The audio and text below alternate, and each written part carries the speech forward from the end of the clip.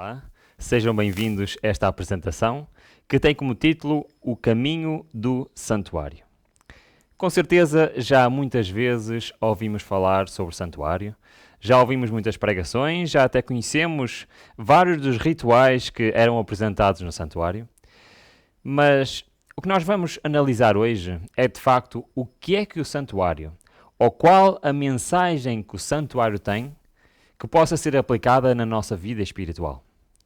Que possa ser aplicada no nosso dia a dia, naquilo que nós fazemos. O que é que nós podemos aprender do santuário que de facto represente algo de real, de palpável para as nossas vidas hoje? Sabem que muitas denominações, muitas religiões desvalorizam o santuário. Muitos pensam que o santuário era apenas para o povo de Israel.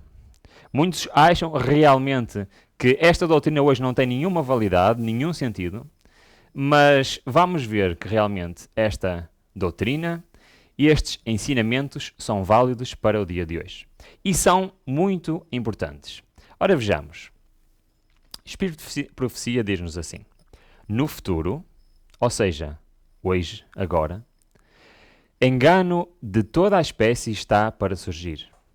E precisamos de terreno firme para os nossos pés. Queremos colunas sólidas para a edificação. Nenhum só alfinete deve ser removido daquilo que o Senhor estabeleceu. E o Senhor também estabeleceu o santuário e todos os seus ensinos. O inimigo introduzirá falsas teorias, uma das quais será, tais como a doutrina de que não existe santuário. De facto, o santuário existe e é válido para nós hoje. Mas vamos continuar a ler. Assim como o santuário na terra tinha dois compartimentos, o Santo e o Santíssimo, nós sabemos isto, não é? Assim há dois lugares santos no santuário no céu. E a arca, contendo a lei de Deus, o altar de incenso e os instrumentos de serviço encontrados no santuário terrestre, têm seu equivalente no santuário lá do alto. Quem nos está aqui a dizer que o santuário que existia no povo de Israel, na antiguidade, o original está onde? Está no céu. E todos os instrumentos que se encontravam no santuário de Israel se encontram no santuário original no céu. Isto foi exatamente o que João viu e que está relatado em Apocalipse. Em santa visão, permitiu-se que o apóstolo João entrasse no céu, e ele contemplou ali o candelabro e o altar de incenso. E quando se abriu o templo de Deus, ele contemplou também a arca do seu concerto. E na realidade foi isso exatamente que João viu. João foi levado lá ao céu, ao santuário original, e contemplou todos os instrumentos do santuário. Nós temos aqui esta imagem que nos representa o santuário do povo de Israel. Não vamos perder muito tempo a ver todos os pormenores e todos os rituais que lá se executavam. Não é esse o objetivo de hoje. O objetivo é vermos como aplicar isto na nossa vida hoje em dia.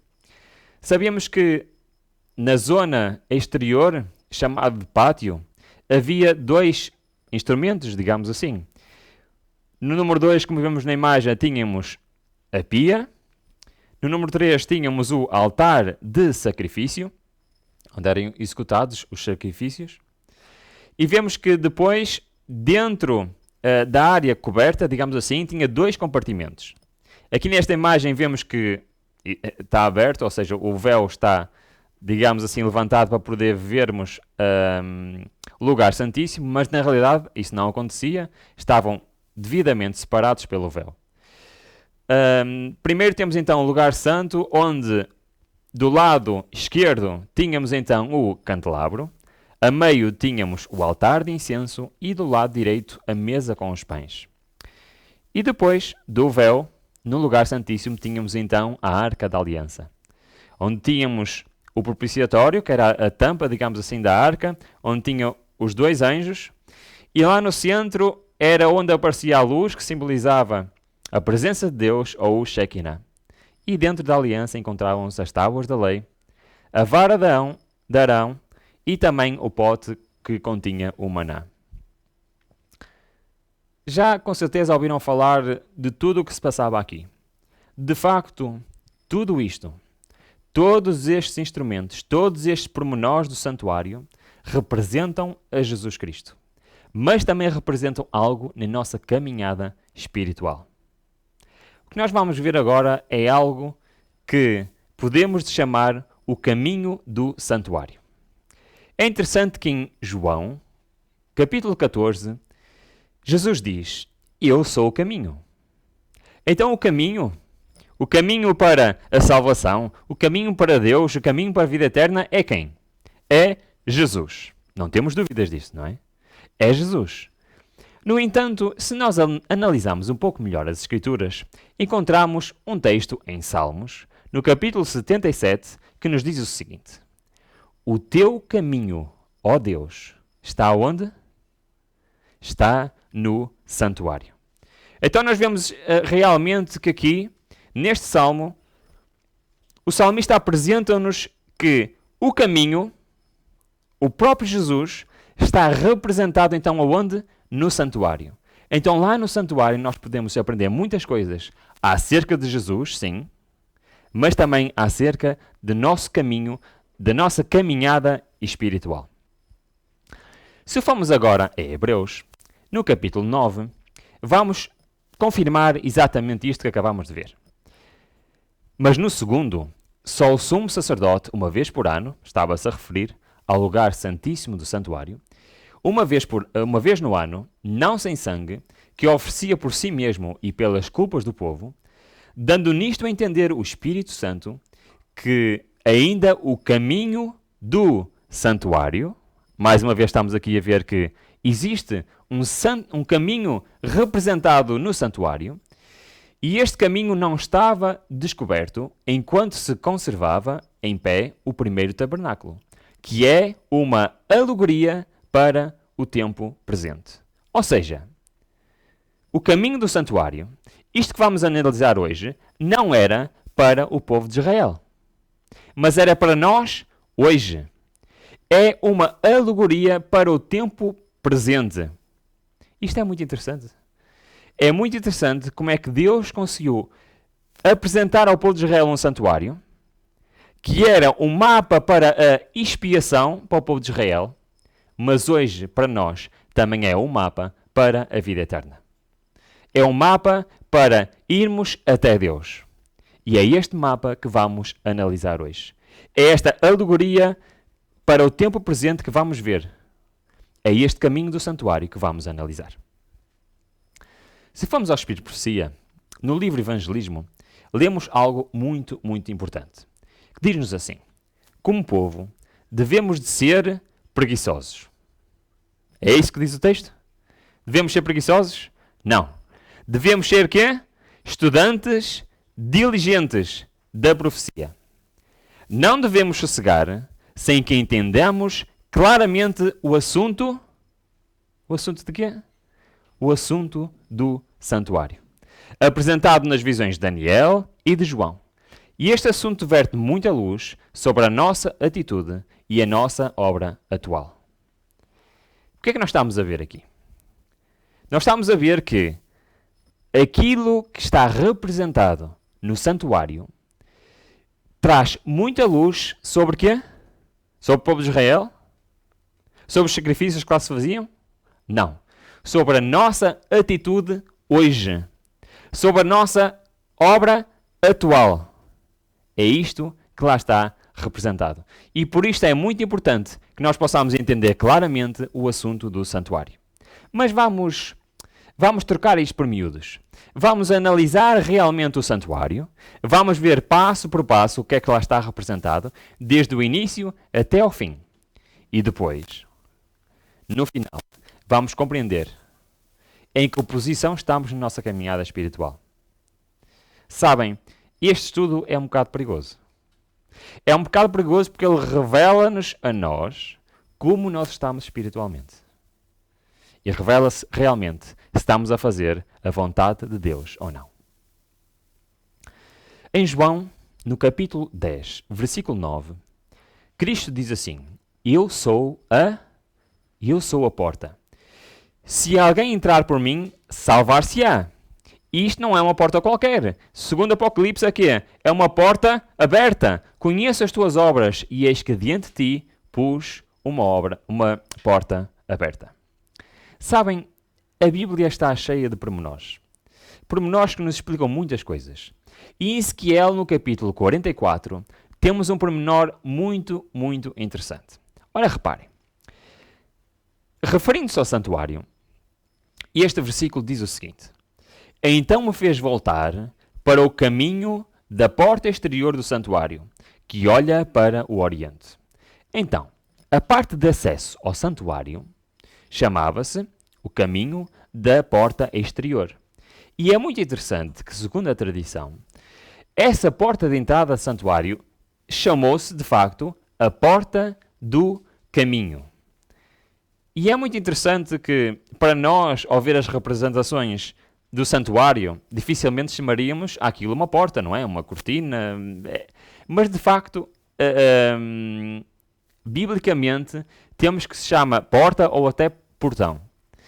E é muito interessante que, ao chamar aquela porta de porta do caminho, isso ensina-nos muitas coisas interessantes. Porque, reparem, vamos analisar com calma. Jesus disse, eu sou o caminho, certo? Depois disse que esse caminho estava representado aonde? No santuário. Jesus também disse, eu sou a porta, e uma porta aberta. E depois temos que a porta inicial do santuário era a porta do caminho.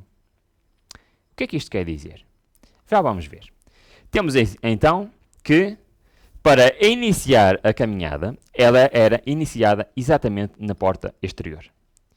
E alguém que queria ir a Deus, teria de facto de atravessar aquela porta. Agora vamos fazer aqui uma pequena comparação. Jesus, em João 14,6, diz assim: Eu sou o caminho e a verdade e a vida. Ninguém vem ao Pai senão por mim. Ou seja, Jesus disse que Ele era a porta. Jesus disse que Ele era o caminho.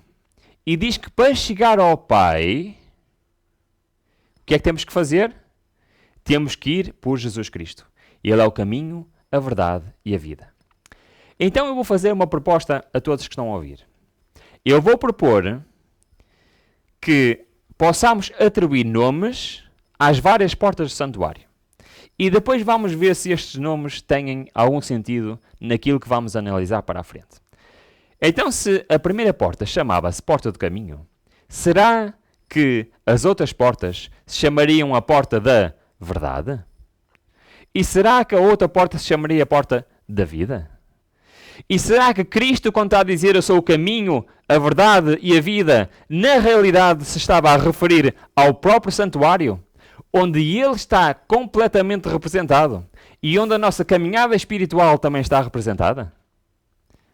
O que é que vocês acham? Vamos analisar? Vamos ver se isto faz algum sentido? Vamos voltar a Hebreus capítulo 9.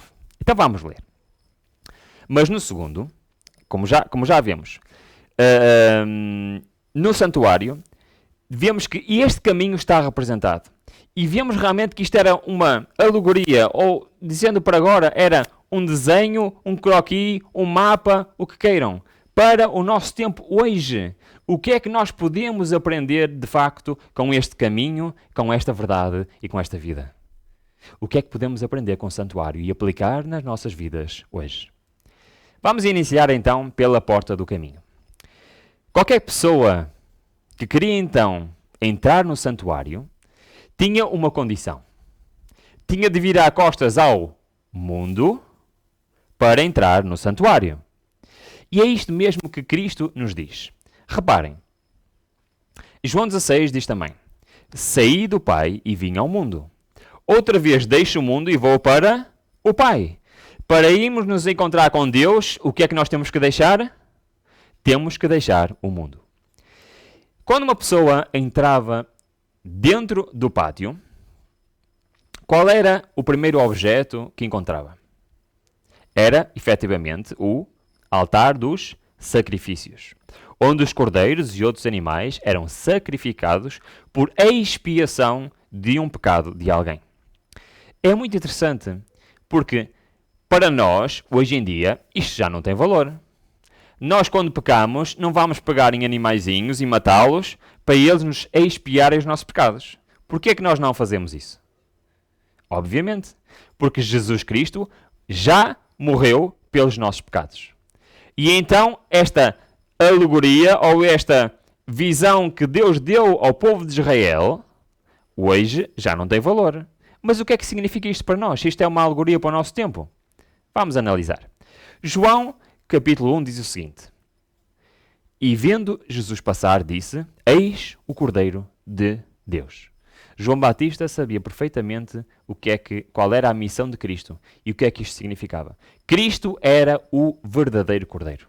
Foi Ele que morreu por nós.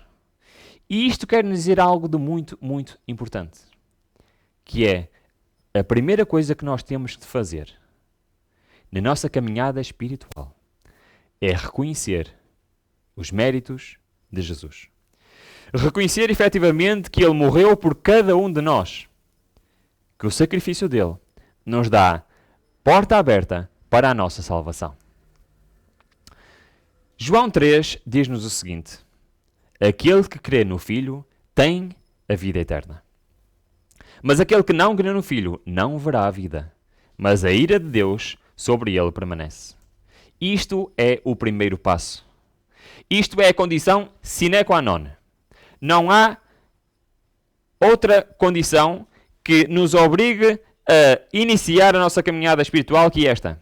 O primeiro passo para nós começarmos a nossa caminhada com Deus é, de facto, aceitar o sacrifício de Jesus. A crer em Cristo, teremos então a oportunidade de ter vida eterna. Sem isso, nada feito. Logo a seguir, temos então a pia. O que é que representa a pia? Todos estes símbolos, todos estes instrumentos, todos estes objetos representam a Jesus Cristo. Como é que este representa a Jesus Cristo? É muito simples.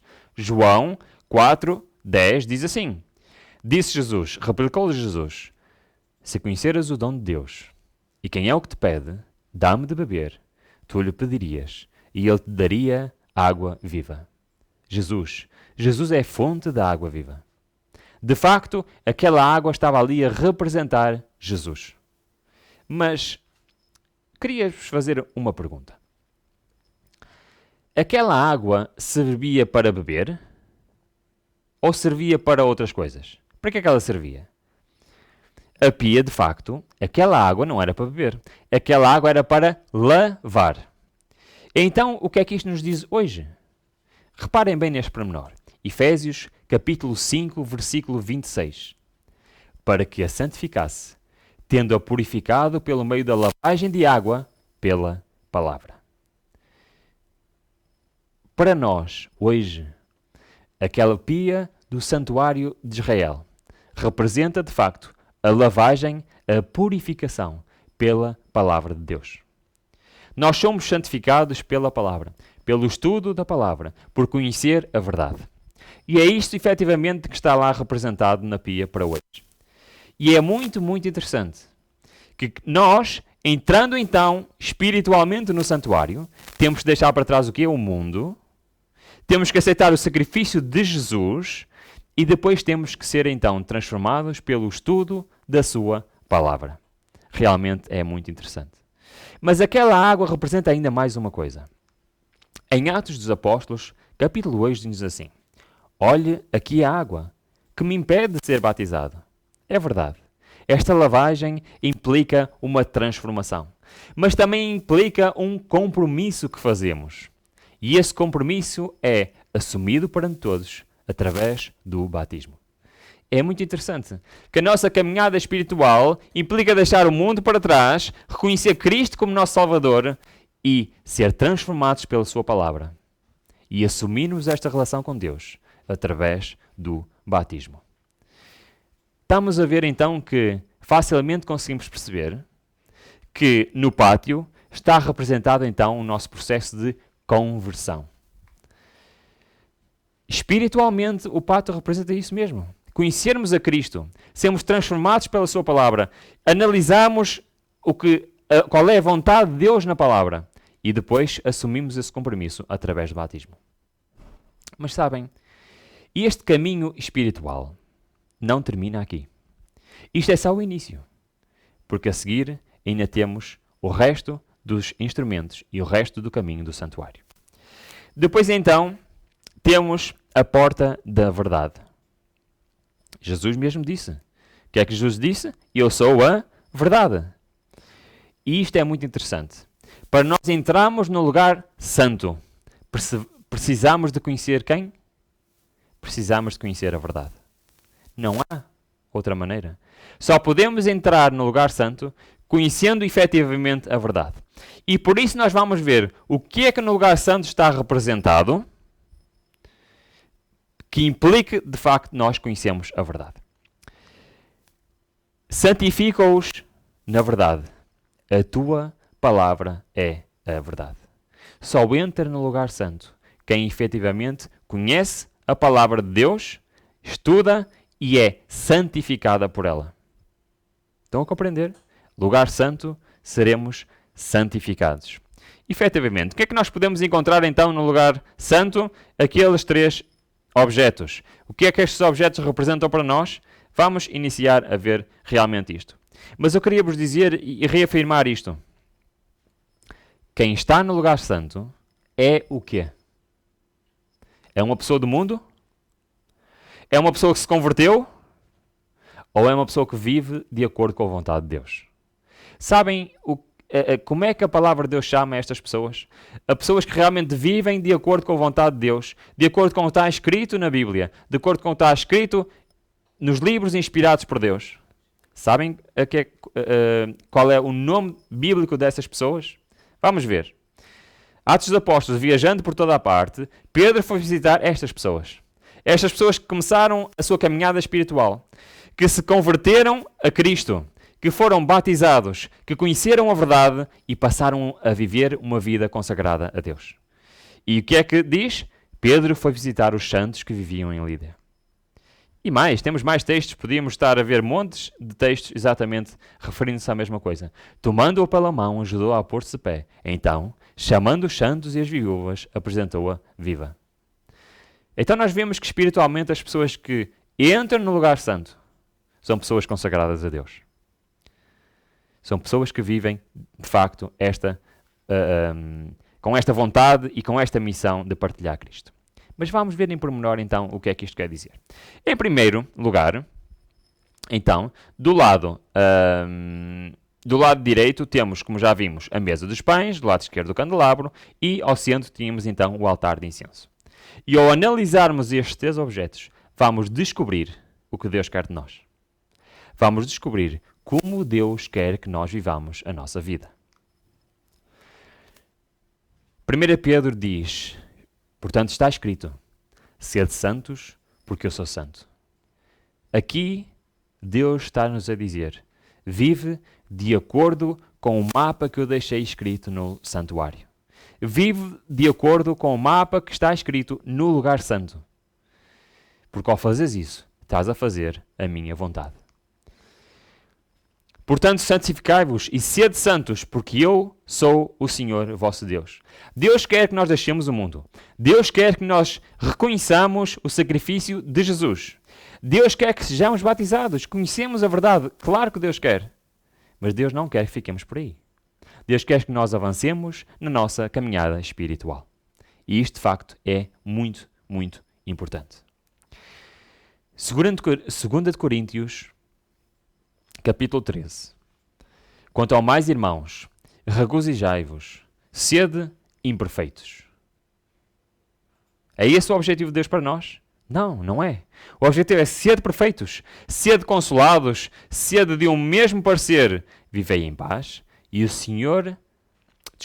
o Deus de amor e de paz será convosco. Saudai-vos uns aos outros com ósculo santo. Todos os santos vos saúdam. Este é o projeto, este é o plano de Deus para nós.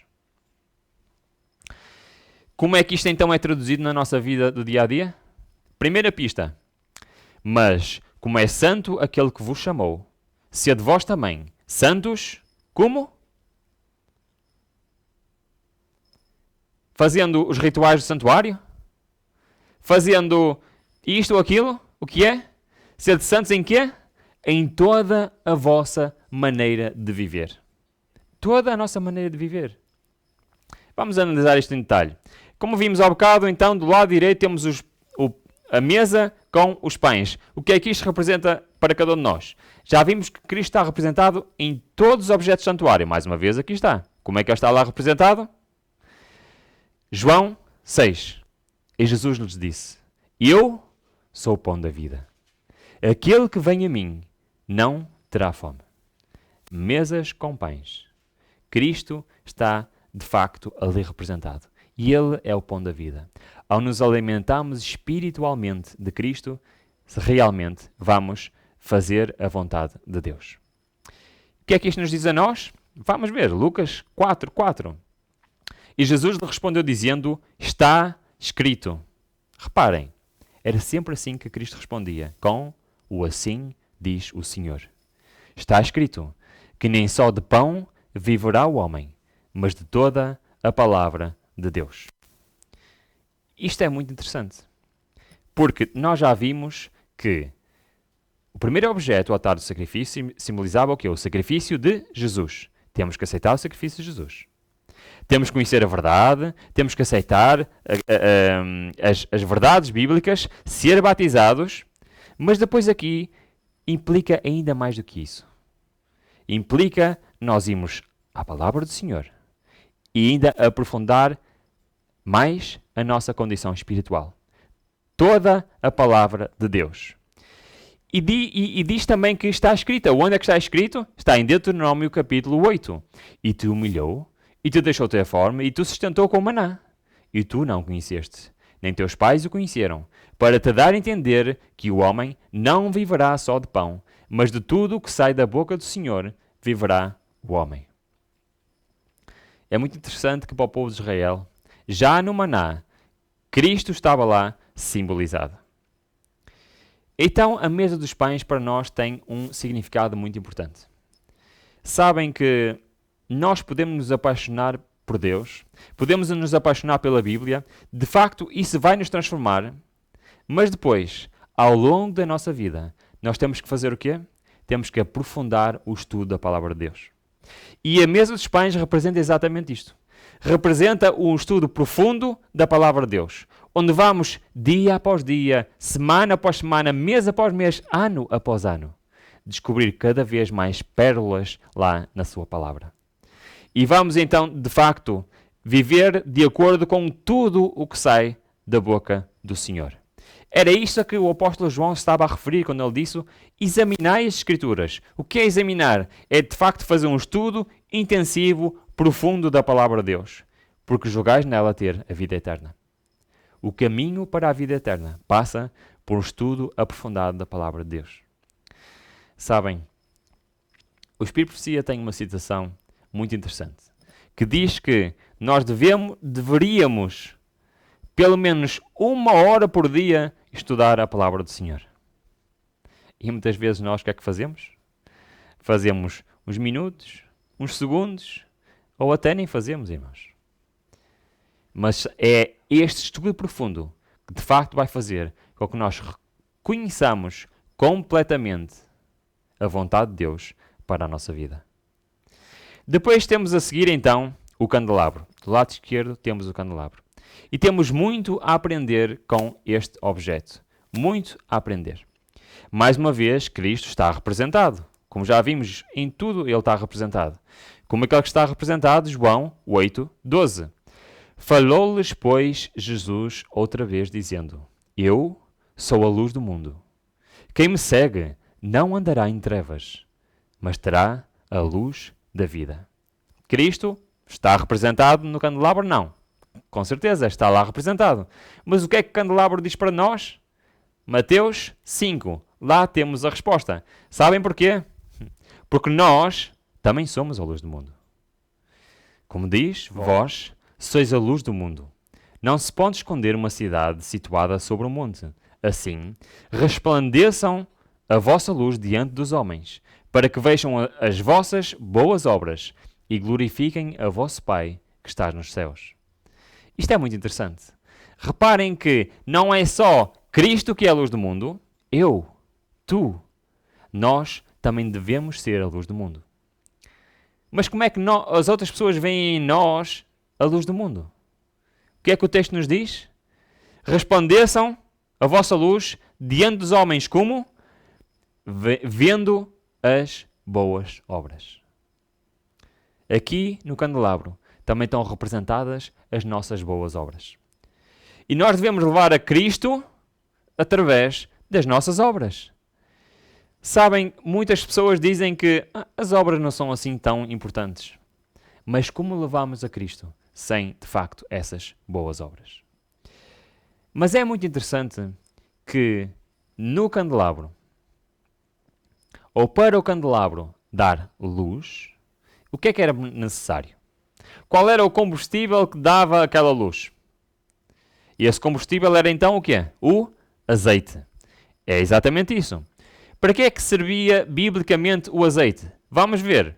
1 de Reis, capítulo 1, versículo 39, diz-nos o seguinte: o sacerdote tomou o chifre de azeite do tabernáculo e ungiu a Salomão. Então nós vemos que o azeite servia para ungir, para separar alguém para um trabalho especial para Deus. Esta unção era feita por azeite. E o que é que significa para nós hoje isto? Jesus dá-nos a resposta. Lucas, capítulo 4. O Espírito do Senhor é sobre mim, pois me ungiu. O que é que isto nos diz? Diz-nos que nós, hoje, temos que ter o quê? A unção do Espírito Santo. É interessante que o azeite representa este Espírito de Deus, o Espírito Santo. Sabem, só tendo o Espírito Santo em nós, é que Deus pode trabalhar através de nós. Esta é a condição. E é isto que está representado no santuário, no candelabro. Mas para quê? Tem um objetivo. Quando nós, na nossa caminhada espiritual, chegamos aqui ao candelabro, nós já aceitamos o sacrifício de Jesus. Já nos batizamos. Sabemos perfeitamente as doutrinas. Conhecemos a verdade. Somos transformados pelo estudo intensivo da palavra de Deus. Temos boas obras. E temos o Espírito Santo a trabalhar em nós. E o objetivo final de tudo isto é o que está escrito no resto do versículo de Lucas, capítulo 4, versículo 18, que diz: o Espírito do Senhor é sobre mim. Porquê? Porque nos vem ungir para evangelizar. E esta é a missão que Jesus nos deixou. Ide por todo o mundo e pregai o Evangelho. Irmãos, se nós na nossa vida, com as nossas obras, com as nossas palavras, não levamos Cristo aos outros, não estamos a fazer a missão que Deus nos deixou. E não estamos a ser cristãos. Nós podemos, efetivamente, aceitar a Cristo, ser batizados, conhecer a verdade, mas se ficarmos por aqui, não estamos a fazer a vontade de Deus. Estudar a Bíblia, conhecer a Deus, deve mudar a nossa atitude. Deve mudar a nossa vida. Deve mudar as nossas prioridades. E a principal prioridade deve ser qual? Evangelizar. E por fim temos, então, o altar do incenso. O que é que representa o altar do incenso? Tem que representar a Cristo. Tudo no santuário representa a Cristo. Mas o que é que especificamente representa, então, o altar do incenso? Temos a resposta aonde? Na Bíblia. Se formos a Salmos 141, diz-nos o seguinte: suba a minha oração como incenso diante de ti. Então, no incensário, nós temos o quê? Incenso a arder. O que é que isto significa? Significa as orações. As orações de quem? daqueles que estão no santuário. Como é que se chama as pessoas que estão no santuário? Chamam-se santos do Senhor. São estas as orações que estão representadas no altar do incenso. Em Apocalipse 5, confirma-nos exatamente isto.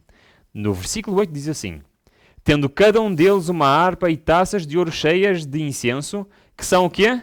As orações das pessoas que estão no mundo. As orações das pessoas que estão no pátio. Não. São as orações de quem está no lugar santo. Quem está nesse lugar, então, e são chamadas pelo apóstolo João das orações dos santos. Pouco mais à frente vemos outra vez isto representado. Veio outro anjo e pôs-se junto ao altar, tendo um incensário de ouro.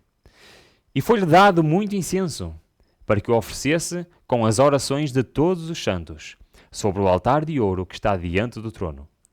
E da mão do anjo subiu diante de Deus a fumaça do incenso com as orações dos santos. Sabem, o nosso objetivo é chegar a Deus. Mas hoje ainda temos algo entre nós e Deus. E hoje conseguimos lá chegar apenas através de quê? Através das nossas orações. Se nós formos pessoas que cumprimos a vontade de Deus, que vivemos a sério o nosso cristianismo, as nossas orações vão chegar aonde? Ao lugar santíssimo. E por isso, nós conseguimos compreender, de facto, que estas orações têm poder. 1 Timóteo diz-nos o seguinte, e isto para quê? Para compreendermos o que é que está representado no santuário. Já vimos tudo no santuário, todos os objetos representam Cristo, mais uma vez ele está lá representado no incensário como? Porque há um só Deus e um só mediador entre Deus e os homens. Quem? Cristo Jesus, homem. Cristo está lá para fazer a mediação das nossas orações. E Ele está lá a interceder por nós perante o Pai, para que, de facto, as nossas orações possam ser atendidas. Isto é muito interessante. Cristo, de facto, intercede por nós. Quem os condenará? Cristo Jesus é quem morreu.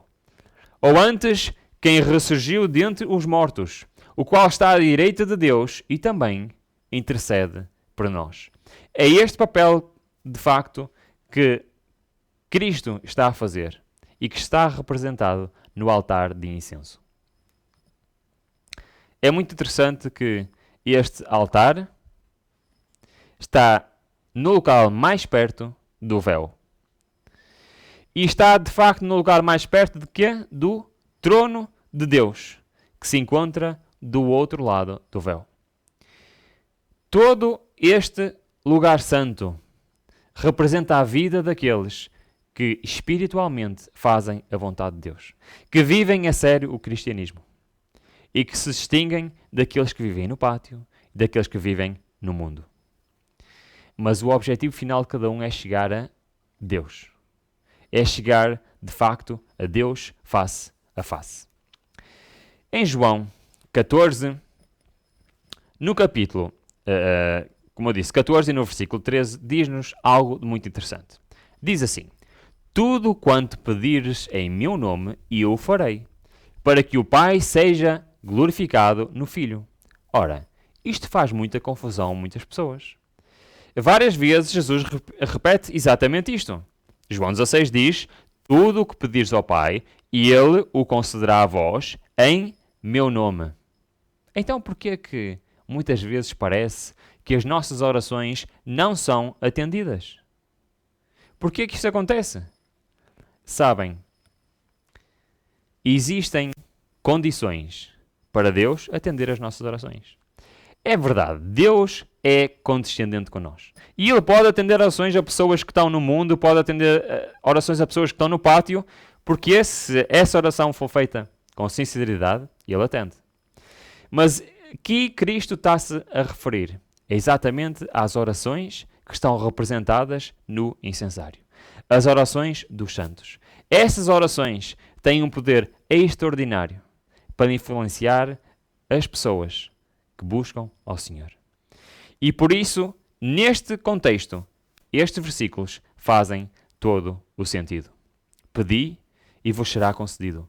Buscai e encontrareis. Batei e a porta será aberta para vós. Sim, a porta da vida, que nos separa do lugar santo para o lugar santíssimo. É lá que devemos bater à porta de Deus. É lá que devemos pedir permissão para que as nossas orações possam aceder ao trono de Deus. Mas para isso, irmãos, nós temos que viver de acordo com a sua vontade. Este véu, esta porta da vida, separa o lugar santo do lugar santíssimo.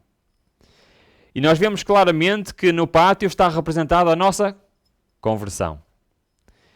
No lugar santo, obviamente, está representada a nossa santificação. É o objetivo da nossa vida. É a nossa santificação. Para que um dia possamos aceder à última etapa, à glorificação. E isto está representado no lugar santíssimo. Porque sabem, um dia iremos ver Cristo face a face. E isso só será possível na glorificação. Em Romanos 8 diz-nos o seguinte: porque para mim tenho por certo que as aflições deste tempo presente não são para comparar com a glória que em nós há de ser revelada.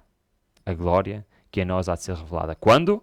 Colossenses responde: quando Cristo, que é a nossa vida, se manifestar, então também vós vos manifestareis com Ele em glória. Sim, quando formos glorificados, estaremos com Ele em glória. 1 Coríntios dá-nos mais pormenores. Assim também, a ressurreição dentre os mortos. Semeia-se o corpo em corrupção, ressuscitará em incorrupção. Semeia-se em ignomínia, ressuscitará em glória.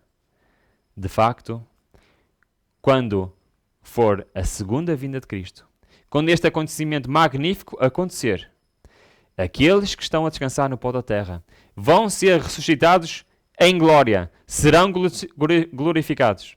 Aqueles que estarão vivos, os santos vivos, aqueles que estão a viver num lugar santo, serão transformados num abrir e fechar de olhos e serão também glorificados. Esta é a última etapa, é aquela que nós ansiamos na nossa caminhada espiritual que está representada no santuário. E assim, como trouxemos a imagem do terreno, assim teremos também a imagem do celestial. Eis aqui, vos digo, um mistério.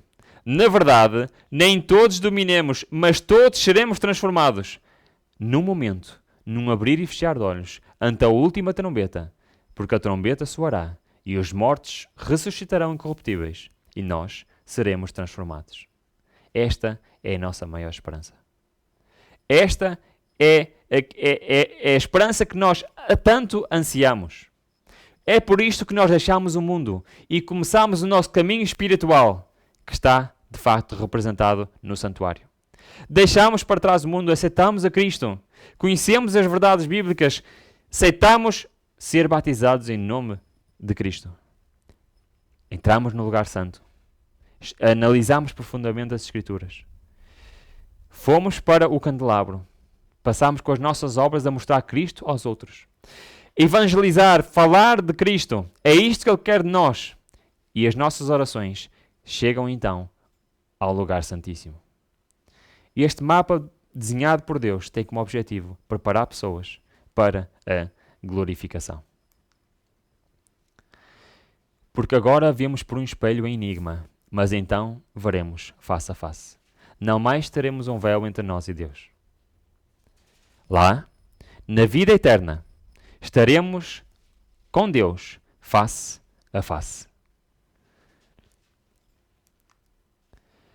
Nela estará o trono de Deus e do Cordeiro, e os seus servos o servirão e verão o seu rosto. Hoje não podemos ver a Deus face a face, mas hoje podemos aceder ao seu trono da graça se compreendemos o caminho do santuário. Sabem, muitas vezes nós vivemos 10, 20, 30, 40 anos, 50 anos dentro da igreja, e nunca entramos no lugar santo. Muitas vezes na nossa vida espiritual, vivemos com um pé dentro do pátio e um pé ainda no mundo, porque ainda não deixamos o mundo para trás. Sabem que há um pormenor muito interessante, é que quando se está no pátio, ainda se consegue ver o mundo lá fora. Mas quando se está no lugar santo, já não se consegue ver o mundo. E isto espiritualmente é muito importante para nós. É uma verdade. Nós temos que iniciar a nossa caminhada espiritual. Nós temos que deixar o mundo para trás. Temos que reconhecer o sacrifício de Cristo. Temos que ser batizados. Temos que aprender isso. É uma realidade. Mas isto não basta. E nós podemos estar 50 anos dentro da igreja correta, sim, porque quem está no pátio está dentro da igreja correta. Mas podemos andar para trás e para a frente, para trás e para a frente, e nunca continuar o nosso processo de santificação. E nunca entrar no lugar santo. Nunca realmente pegarmos na Bíblia e estudarmos pessoalmente, nós, intensivamente a palavra do Senhor. E com isso, nunca chegamos ao candelabro. Nunca mostramos aos outros pelas nossas obras o verdadeiro caráter de Deus. E nunca evangelizamos o próximo. Porque só lá o podemos fazer. E as nossas orações não têm poder. Irmãos, é hora de deixarmos o pátio. É hora de deixarmos definitivamente o mundo fora do nosso alcance de visão. De entrarmos no lugar santo, de vivemos de acordo com a vontade de Deus. Que esta mensagem o possa ajudar a si e a mim a viver de acordo com a vontade de Deus. E possamos realmente ser transformados pela sua palavra e viver verdadeiramente o caminho do santuário. Que Deus nos abençoe a todos.